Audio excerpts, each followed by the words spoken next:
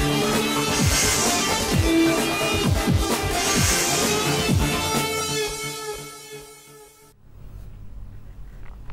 Morning. Celkon mobiles business breakfast షోకి స్వాగతం. Asian markets లో మిక్స్డ్ ట్రెండ్ కనిపిస్తుంది. చైనీస్ Q1 జీడిపి డేటా కొంత వీక్గా వచ్చింది. 7% నమోదైంది Q1 జీడిపి. ఇంతకుముందు క్వార్టర్లో 7.3%. సో ఇండియా వర్సెస్ చైనా పోలిక మరింతగా బలపడుతోంది ఇప్పుడు. So India to out face China in 2016 అంటే ఇవాళ పేపర్స్లో ప్రధానంగా వచ్చిన వార్త ఇది. ఎకనామిక్ టైమ్స్ అండ్ ఇతర ఫైనాన్షియల్ డైలీస్ అన్నింటిలోనూ ప్రధానంగా వచ్చింది వార్త.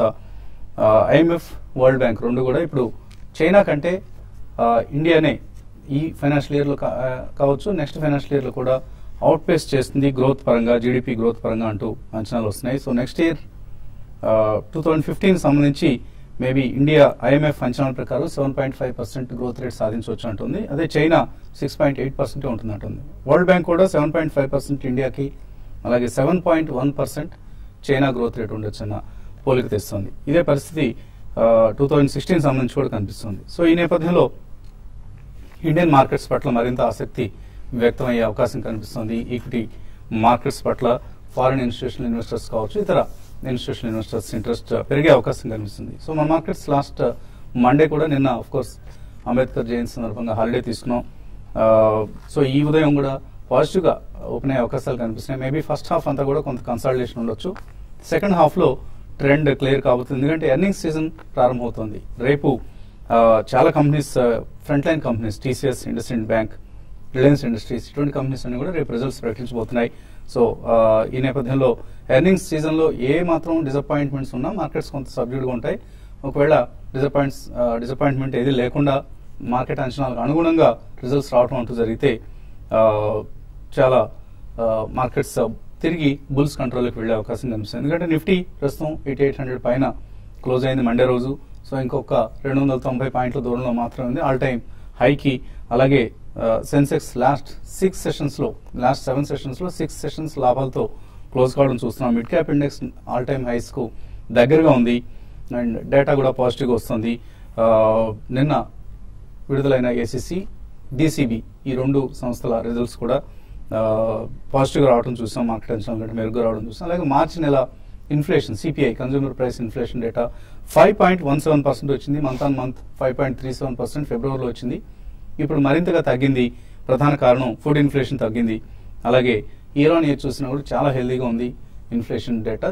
సో మరొక 0.25% RBI సమీప భవిష్యత్తులో వడ్డీ రేట్లు తగ్గిస్తుందన్న అంచనాలు మార్కెట్స్ లో ప్రస్తుతం కనిపిస్తున్నాయి. ఇవన్నీ జరిగితే మార్కెట్స్ కు పాజిటివ్ డెవలప్మెంట్స్ గా ఇవి పరిణమించే అవకాశం ఉంది. సో అన్సీజనల్ రెయిన్స్ ఏవైతే వచ్చాయో వాటి ఇంపాక్ట్ మార్చి నెలలో మనకు అంతగా ప్రభావం లేదు ఫుడ్ ప్రైసెస్ మీద.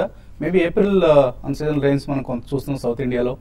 ఇది మేబీ ఏప్రిల్ నెల ఇన్ఫ్లేషన్ మీద ఏమైనా ప్రభావం చూపిస్తున్నాం. బట్ ప్రస్తుతానికైతే ఇన్ఫ్లేషన్ డేటా పాజిటివ్గా ఉంది. కంట్రోల్డ్ ప్రభుత్వ నియంత్రణ ధరలపై కొనసాగుతోంది అన్న ఒక అభిప్రాయానికి దారితీస్తుంది. సో ఓవరాల్ గా పాజిటివ్ పాజిటివ్ ట్రెండ్ కనిపిస్తుంది ప్రస్తుతానికి మార్కెట్స్ లో. మనం లాస్ట్ 10 days బ్యాక్ ఏదైతే కరెక్షన్ చూసామో దానికి అడ్డుకట్ట పడినట్లుగా ప్రస్తుతం కనిపిస్తుంది. అలాగే VRL లాజిస్టిక్స్ IPO ఈ రోజు ప్రారంభమవుతుంది. 195 నుంచి 205 రూపాయల ధరతో షేర్లు ఇష్యూ చేస్తున్నారు. 450 కోట్ల రూపాయల IPO ఇది. సో లాస్ట్ 4 years లో చక్కటి పనితీరు కనపరుస్తుంది VRL logistics. One of the largest fleet operator. 4000 vehicles ఈ కంపెనీకి ఉన్నాయి. మంచి బ్రాండ్ ఇమేజ్ ఉన్న కంపెనీ అండ్ ఇష్యూ ప్రైస్ కూడా రీజనబుల్ కనిపిస్తుంది. 15 times కరెంట్ ఇయర్ EPS ను డిస్కౌంట్ చేస్తూ ఇష్యూ ప్రైస్ 205 రూపీస్ దగ్గర కనిపిస్తుంది. అలాగే ప్రమోటర్స్ వాటా 70%, స్ట్రాంగ్ ప్రమోటర్ వాటా కనిపిస్తుంది. 25% పబ్లిక్ ఆఫ్లోడ్ చేస్తున్నారు. సో అప్లై చేయదగ్గ ఇష్యూ, డెఫినెట్లీ అప్లై చేయదగిన ఇష్యూగా కనిపిస్తుంది. VRL లాజిస్టిక్స్ ఇవాళ ప్రారంభమవుతుంది, 17th క్లోజ్ అవుతుంది. ఇక మార్కెట్స్ పరిస్థితి గురించి మాట్లాడేందుకు అనలిస్ట్ మనతో సిద్ధంగా ఉన్నారు.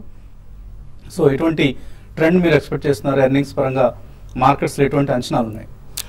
అంటే ఒకటి మనకి మ్యాక్రోస్ డేటా చాలా స్ట్రాంగ్ గా కనిపిస్తుందండి. ఓవరాల్ గా మనకి ఎక్స్టర్నల్ కానివ్వండి, డొమెస్టిక్ కానివ్వండి. బట్ మీరు అన్నట్టు రేపటి నుంచి రిజల్ట్స్ మొదలవుతాయి కాబట్టి most of the bad I think is already priced in అండి. There can always be 3 to 5% correction అనేది ఉండొచ్చు ఇండెక్స్ పరంగా కానీ, లార్జ్ క్యాప్స్ లో కానీ mid caps definitely last week లో కూడా అవుట్ పర్ఫార్మ్ చేశాయని చెప్పాలండి. ఎందుకంటే కొన్ని కంపెనీస్ ఏవైతే రీజనబుల్లీ గుడ్ బ్యాలెన్స్ షీట్స్ ఉన్నాయి, కొద్దిగా లెసర్ డెట్, అటువంటి కంపెనీస్ లో చాలా బయింగ్ ఇంట్రెస్ట్ అనేది మనం చూస్తున్నాం. సో గోయింగ్ ఫార్వర్డ్ మనకి మాన్సూన్ డేటా ఒకటి చాలా ప్రాముఖ్యం వహిస్తుంది. సో నెక్స్ట్ 10-15 డేస్ లో ప్రిలిమినరీ మాన్సూన్ డేటా కూడా వస్తుంది. మనకి ఇందాక మీరు మెన్షన్ చేసినట్టు సౌత్ ఇండియాలో we are already seeing some sporadic rains.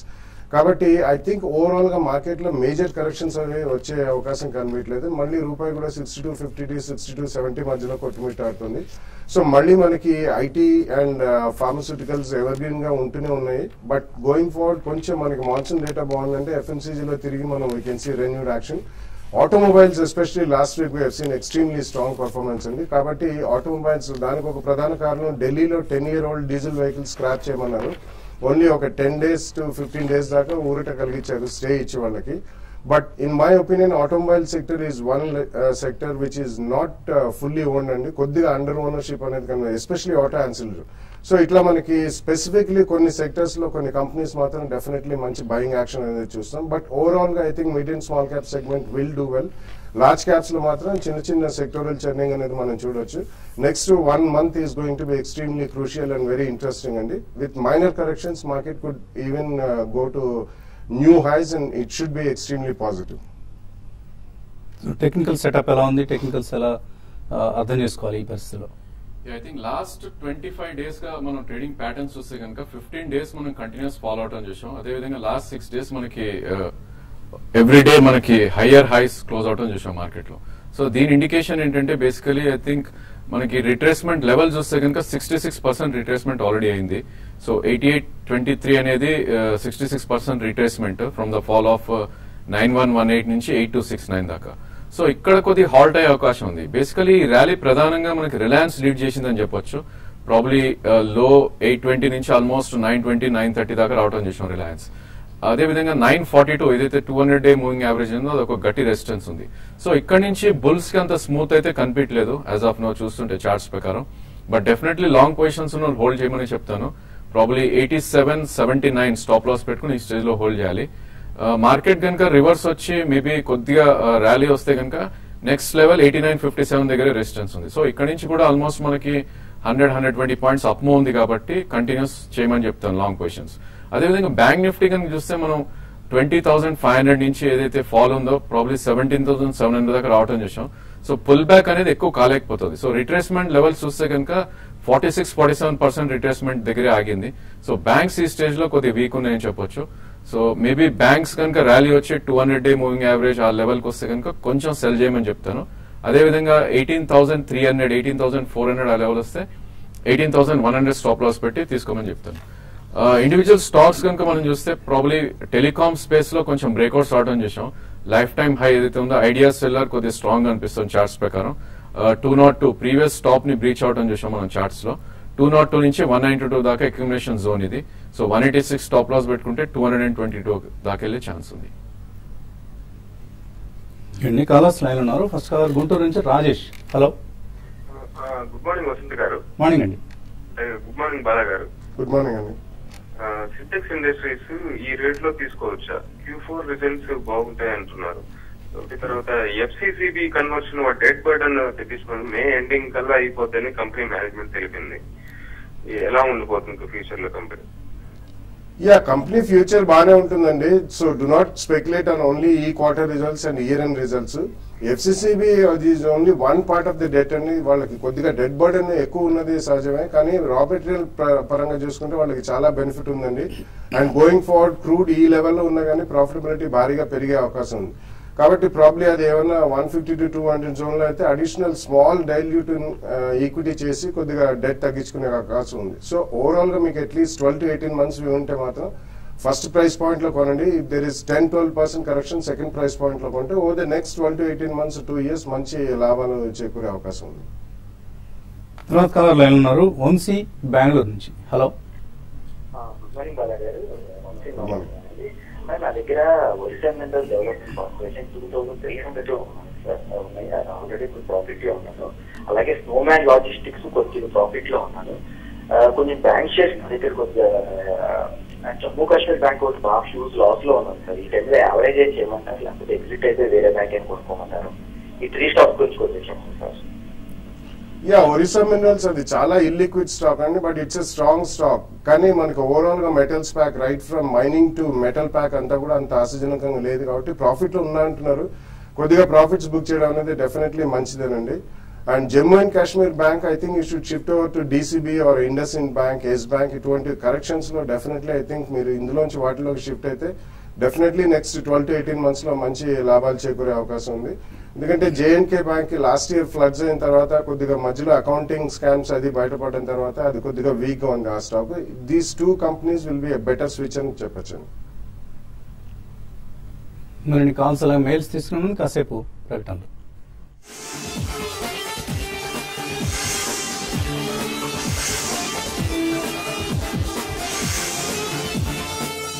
Instant Fairness Face Wash.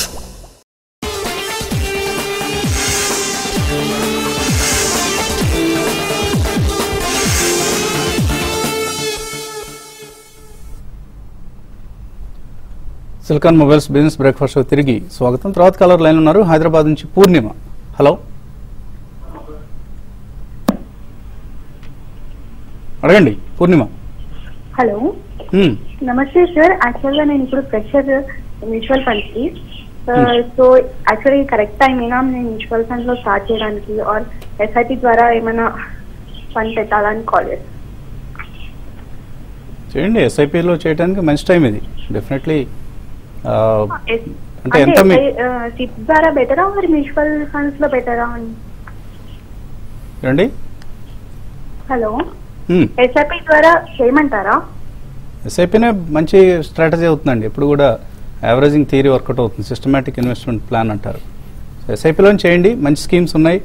Franklin ఇండియాలో హై గ్రోత్ కంపెనీస్ కావచ్చు, ఫ్రాంక్లిన్ ఇండియాలోనే ఆపర్చునిటీస్ ఫండ్ అనేది ఉంది. అలాగే బిర్లా సన్ లైఫ్లో టాప్ 100 ఇటువంటి స్కీమ్స్లో ఇన్వెస్ట్ చేయండి.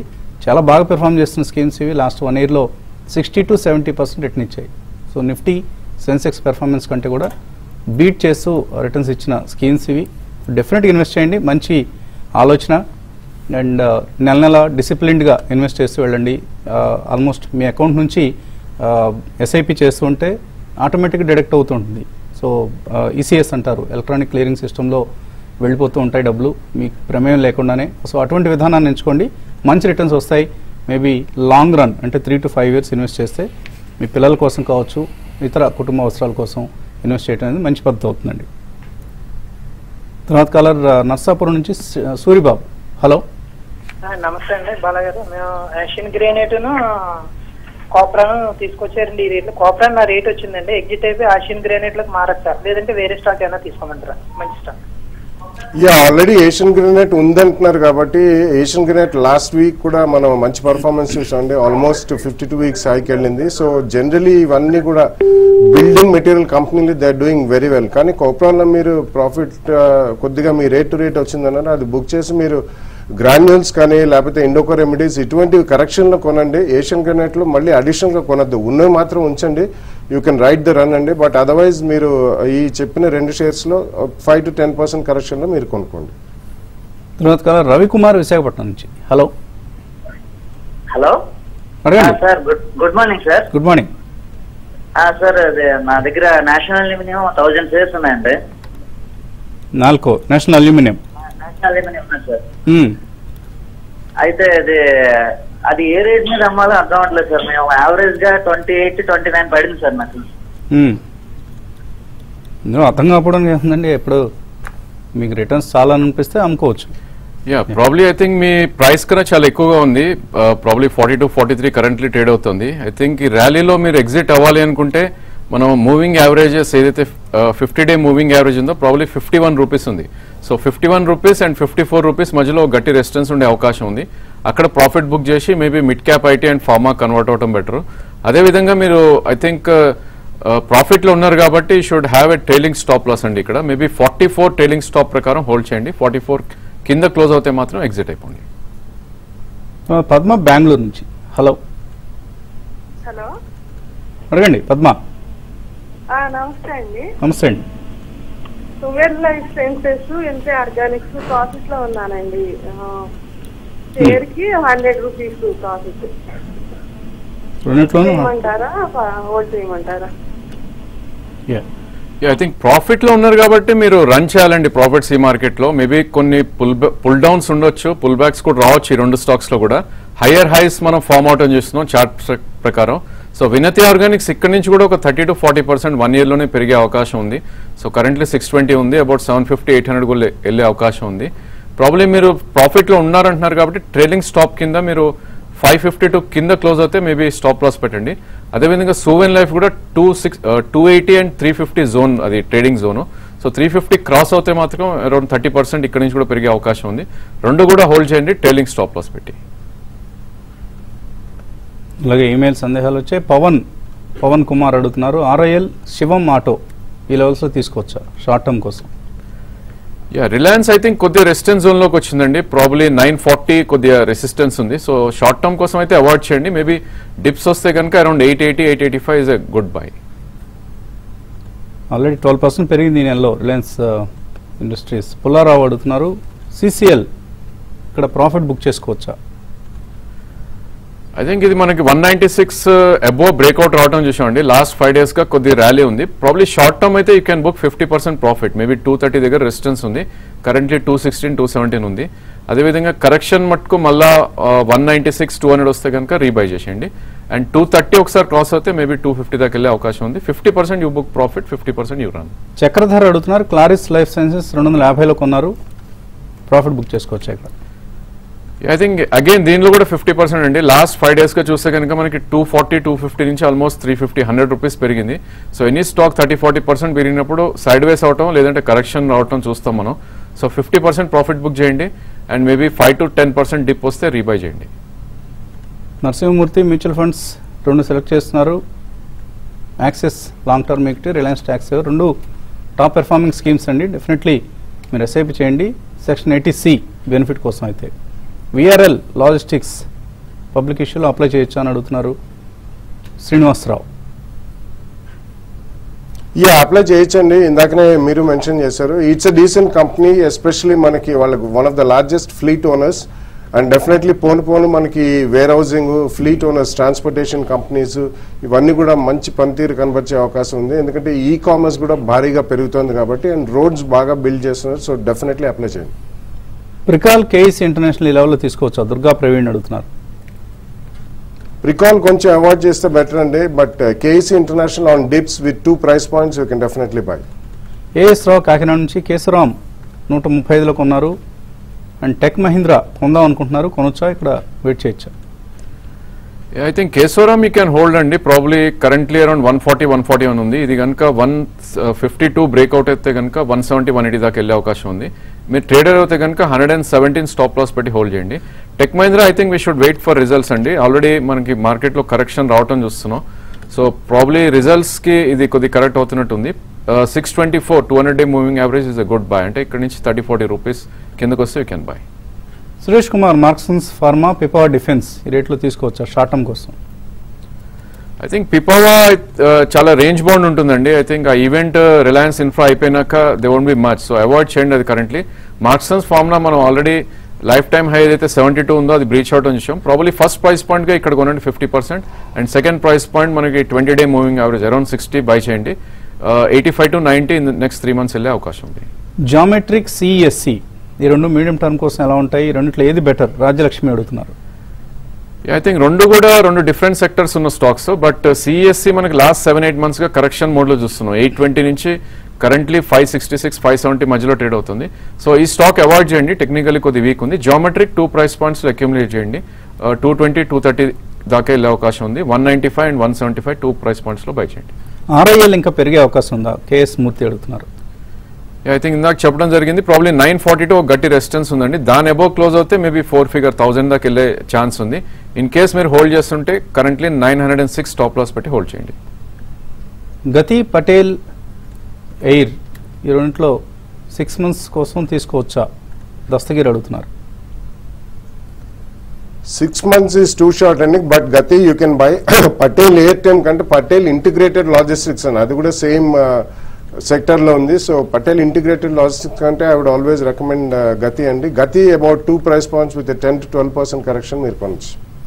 ఏజిస్ లాజిస్టిక్స్ 270 కొన్నారు, యావరేజ్ చేసుకోవచ్చు అడుగుతున్నారు, రామ్ అడుగుతున్నారు. I think it's high beta and లో ట్రేడెడ్ స్టాక్ అండి. ప్రాబ్లీ యావరేజ్ అయితే వద్దు, ప్రాఫిట్స్ ఉంటే కనుక బుక్ చేసి యూ కెన్ షిఫ్ట్ టు గతి. ఎంవిఎస్ఆర్ స్వామి అగ్రి గోల్డ్ ఇన్వెస్ట్ చేశారట.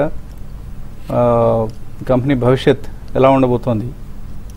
ప్లాట్స్ ఫర్ వెంచర్స్లో ప్లాట్స్ ఆఫర్ చేస్తున్నారట. ఏదో ఒకటి ఇచ్చింది చాలు, ఇచ్చింది దక్కింది చాలు అన్నట్లు తీసుకోండి. ఒకవేళ వాళ్ళు ఏదైనా ఆఫర్ చేసి రిజిస్టర్ చేసేట్లయితే మీ పేరు మీద సాధ్యమైన తొందరగా ఇటువంటి కంపెనీల నుంచి బయటపడండి. సో జాగ్రత్తగా ఉండదు. మనం పదే చెప్పామండి అగ్రి గోల్డ్ గురించి ఒక రోజు హాఫ్ అన్ అవర్ ప్రోగ్రామ్ కూడా చేసాం. సో చాలా కేర్ఫుల్గా ఉండాలి. కష్టార్జితాన్ని ఇటువంటి కంపెనీల జోలికి వెళ్ళి ఆ ప్రమోటర్లు జేబులో వేస్తే మన జేబు ఖాళీ అవుతుంది. అంశాన్ని దృష్టిలో ఉంచుకోండి. ఓన్లీ సేఫ్ ఇన్వెస్ట్మెంట్స్నే ఎంచుకోండి. ఏమాత్రం రిస్క్ ఉంది అని అనిపించినా కూడా ఆ ఇన్వెస్ట్మెంట్స్ని అవాయిడ్ చేయండి. ఇది వాటి బిజినెస్ బ్రేక్ఫాస్ట్. మధ్యాహ్నం స్మార్ట్ ఇన్వెస్ట్లో మళ్ళీ కలుద్దాం.